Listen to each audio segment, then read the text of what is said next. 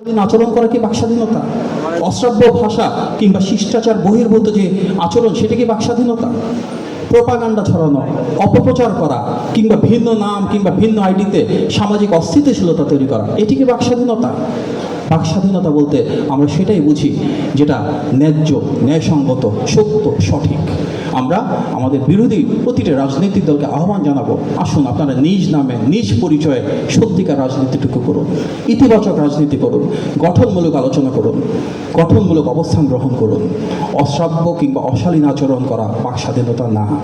বাকস্বাধীনতা মানে মানুষকে সম্মান জানানো, বাকস্বাধীনতা মানে দেশের জন্য কাজ করা, দেশের মানুষের জন্য সত্য, সঠিক এবং বাস্তব কথাটা তুলে ধরা।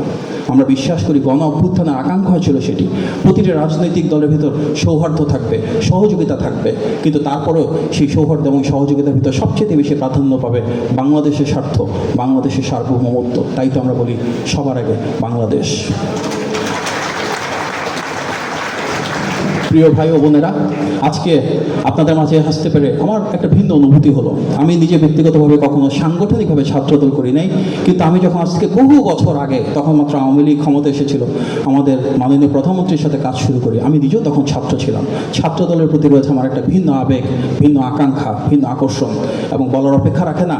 আমাদের প্রতিটি মানুষেরই মনে হয় এই কৃতজ্ঞতাবোধটা থাকা উচিত যে আজকে ফ্যাসিবাদ মুক্ত বাংলাদেশে আমরা যে পর্যায়ে আছি, আমাদের প্রত্যেকের জীবন পরিবর্তন হয়েছে, আমরা প্রত্যেকে আরও বেশি ক্ষমতায়িত হয়েছি রাজনৈতিকভাবে, আমরা প্রত্যেকেই একটা নতুন স্বাধীনতা খুঁজে পেয়েছি।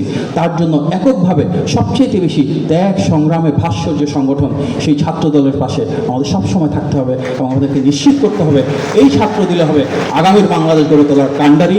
এবং সেই বিশ্বাস থেকেই আমাদের মাননীয় প্রধানমন্ত্রী জনাব তারেক রহমানের নেতৃত্বে ইনশাল্লাহ ছাত্র দলই গড়ে তুলবে আগামীর বাংলাদেশ। আপনাদের সবাইকে ধন্যবাদ। আসসালামু আলাইকুম।